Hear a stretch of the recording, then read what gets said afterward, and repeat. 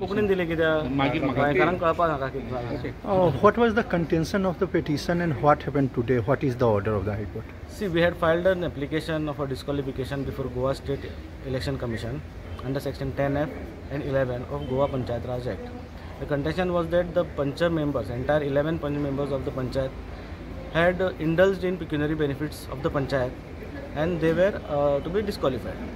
So Goa State Election Commission decided the matter against us, stating that he has no jurisdiction, though there are cases of corruption in the Panchayat. Since he doesn't have jurisdiction, the matter was dismissed on the point of jurisdiction. We came before the Honorable High Court in the division bench. Before the division bench, the matter was argued. The contention before this High Court was that the Goa State Election Commission has illegally dismissed the matter on the ground of jurisdiction, and it is only the Goa State Election Commission who can hear and decide such disqualification under section 10F and 11. Under 11, he has to pass the decision. Our contention was upheld by the Honorable High Court.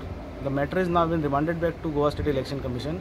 The Goa State Election Commission has to decide the matter expeditiously as possible. There is no time bound given to the Goa State Election Commission, but it has said that expeditiously as possible.